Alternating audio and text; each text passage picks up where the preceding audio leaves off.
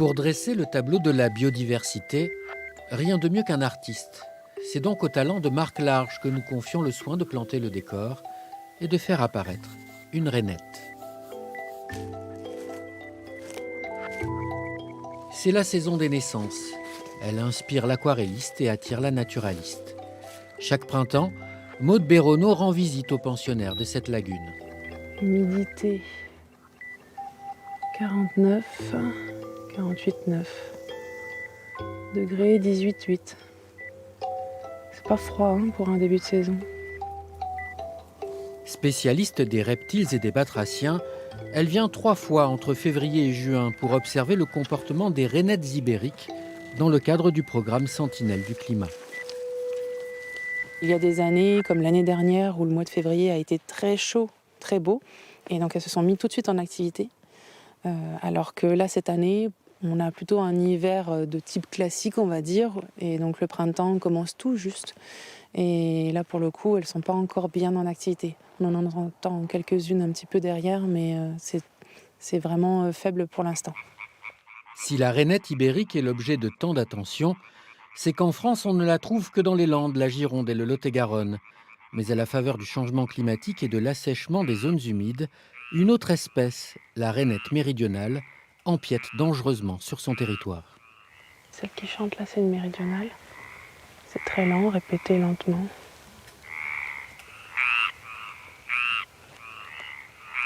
C'est que les mâles qui chantent. Les femelles ne chantent pas. Dans les deux espèces. Et voilà la rainette ibérique. Lors de nos comptages, on se rend compte que la rainette méridionale se met à chanter quasiment en simultané avec la rainette ibérique. Et là, pour le coup, on peut commencer à se dire qu'il va y avoir une sorte de compétition, dans le sens où les têtards vont être dans l'eau en même temps, les pontes en même temps. Et donc tout le cycle de vie va se dérouler en même temps et pour les mêmes ressources trophiques. Donc ça peut devenir un problème. C'est inquiétant parce que chaque espèce a son rôle. Si on perd une espèce, en fait, ça dérègle complètement l'équilibre de l'écosystème local. Depuis 5 ans et le début de ce programme d'études, la proportion de rainettes venues du sud ne fait qu'augmenter.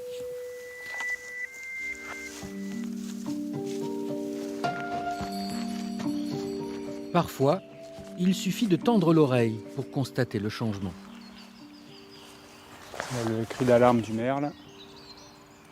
Donc là, j'ai une grive musicienne qui est assez lointaine au bout du quartier. Rouge-gorge, on en a un par là-bas. Une grive de renne qui est un peu plus grosse que la musicienne.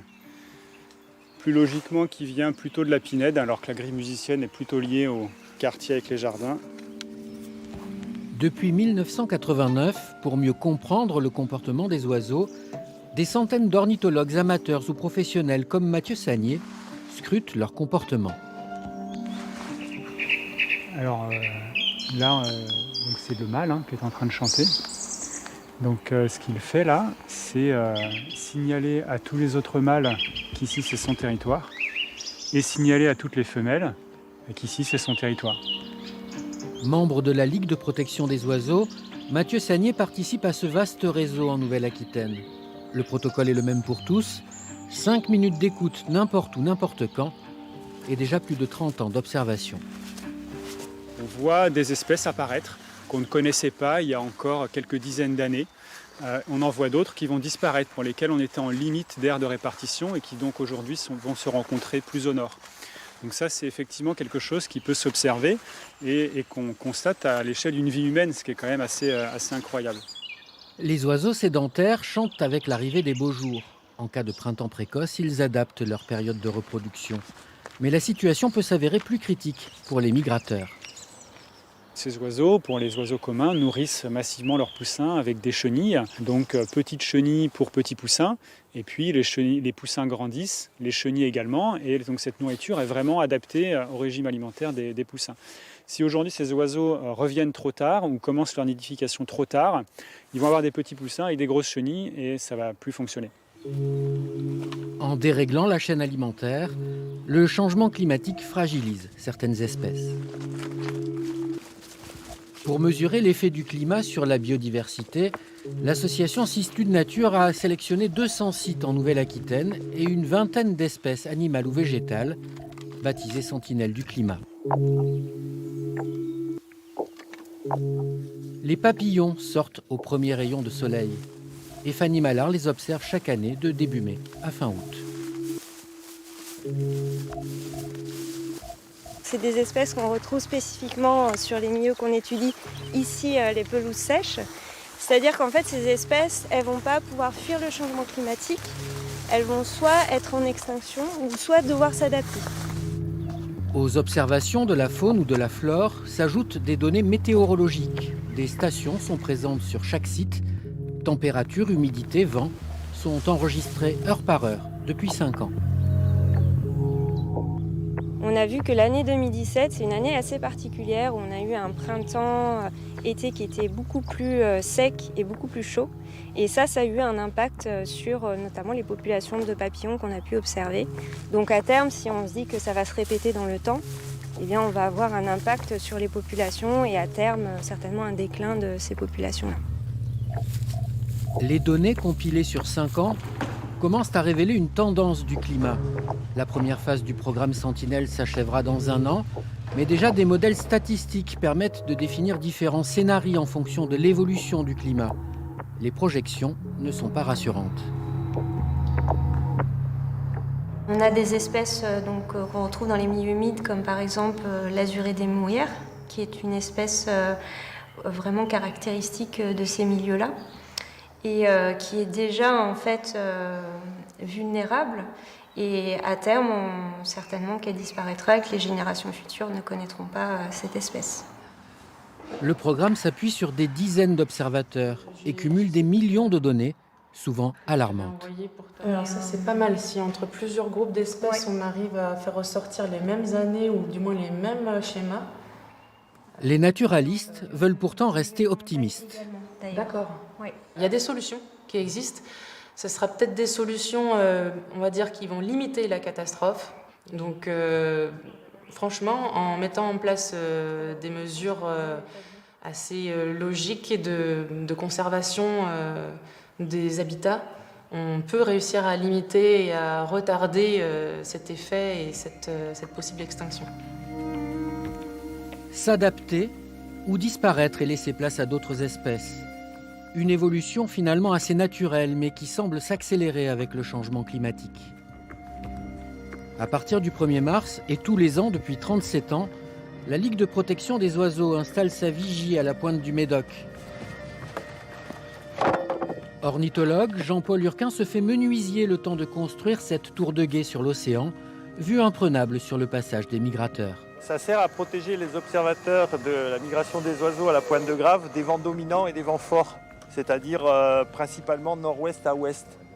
Parce que quand il y a un coup de tabac, les observateurs continuent à observer, notamment la migration des oiseaux marins. La LPO est présente au Verdon depuis 1984. L'association d'Alain Bougrain-Dubourg voulait alors recenser les tourterelles des bois, très prisées des chasseurs médocains, une chasse traditionnelle mais illégale au printemps. Depuis, la tension est retombée, mais le poste de comptage perdure.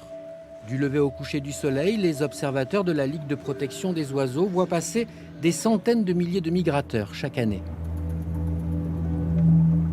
L'un des principaux résultats des observations qu'on mène ici depuis plus de 30 ans, c'est qu'on a observé chez les oiseaux qu'on appelle des transsahariens, ceux qui vont hiverner au sud du Sahara, un avancement de leur date de retour en Europe de 6 jours. 6 jours d'avance en moyenne pour tenter d'arriver au pic de production des insectes. Mais toutes les espèces n'ont pas la capacité de s'adapter ou de fuir le changement. Avant la fin du siècle, des plantes, des fleurs, des animaux vont disparaître de Nouvelle-Aquitaine. Pour mesurer ces changements, le programme Sentinelle du climat entre dans sa deuxième phase. Dans le Médoc, l'étang de Cousseau va devenir un nouveau site d'observation.